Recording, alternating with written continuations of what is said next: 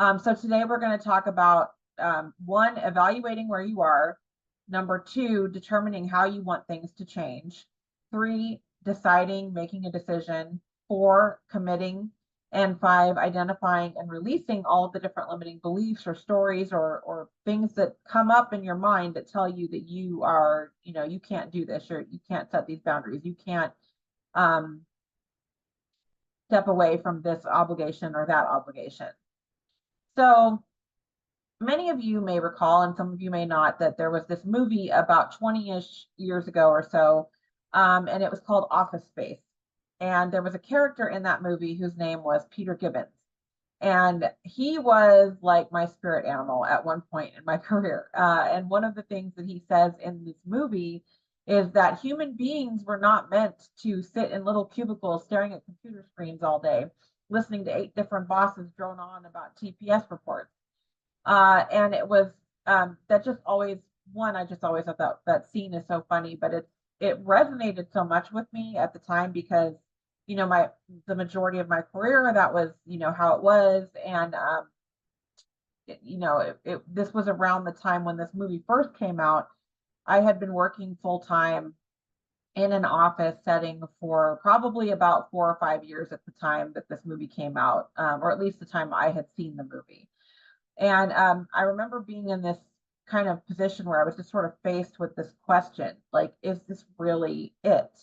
I just really hated the idea that most of my life was going to be spent at work in this little cubicle.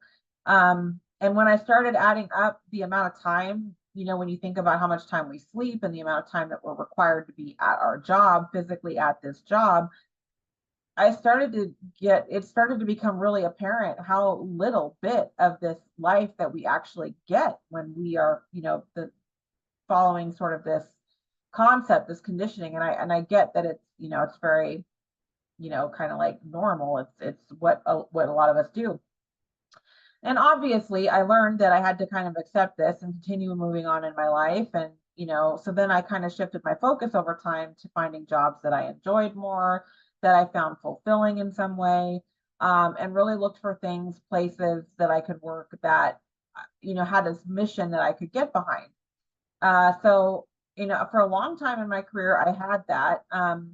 At the same time, one of the things that comes with being in jobs and working environments is you don't have a lot of control over the people you work with or the environment that you're working in, maybe even your boss and things like that. And so, inevitably things will shift and change. And I found myself in many different toxic environments over the years, whether it was the people I was working with or the culture in the particular part of the organization I was working in or the organization itself. And so it really it just kind of amplified some of these feelings, I guess you could say.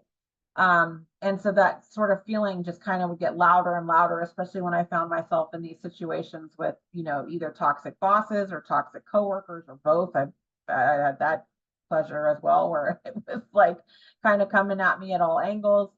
Um, and again, that question came back, like, is this really it? Like, is this how, like, am I going to have to spend another 20 years like this?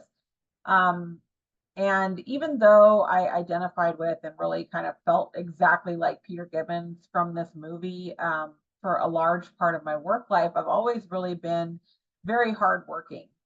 If you've seen the movie, like he has one of the sort of running jokes in the movie is that he has this dream of doing nothing because he doesn't really know what he really want to do. And he just is so miserable in his job that every time someone asks him, he says, that he would just do nothing. And I don't think I was quite to that extreme necessarily, but I remember wanting to be able to have more flexibility or wanting to be able to have more of my time. But like I said, at the same time, I've always been a very hardworking person. I was raised, my dad had a construction business for over 30 years. So I grew up seeing, him working literally every day of the week. He was working all the time. He would be coming home late. And so it was just something I kind of grew up witnessing and I guess sort of adopted. And both of my parents, it was always like work hard and do a good job and work hard and you can get far and all this stuff, right? So I've always had a strong work ethic. I've always been very hardworking.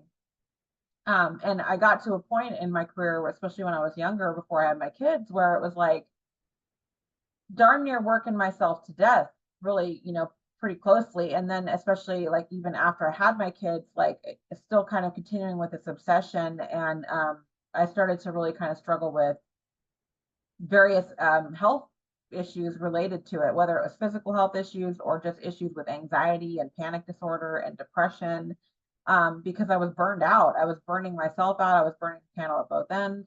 And again, it was all for these jobs, for my job. And I did this for decades.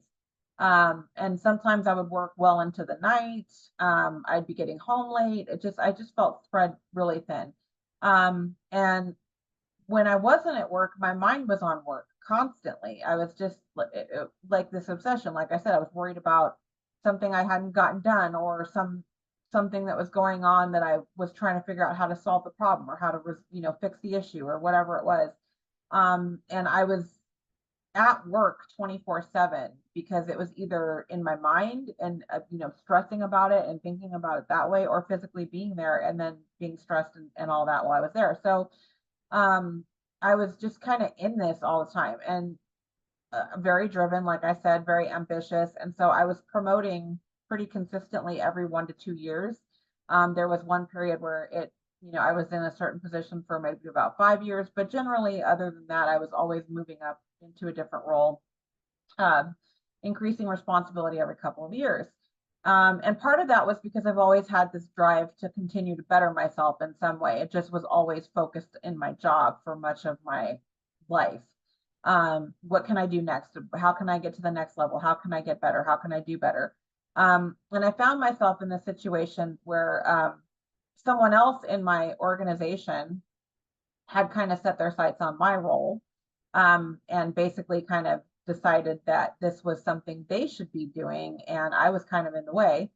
And basically, it started to turn into a very toxic work environment. This person was, engaging in this manipulative behavior, and um, just a very undermining kind of a situation. And it was one of those things where there was not, if you tried to say anything about it, it would just kind of backfire. You would look like the bad guy or whatever. So it was just awful. And that went on for, gosh, probably about 3 years or so.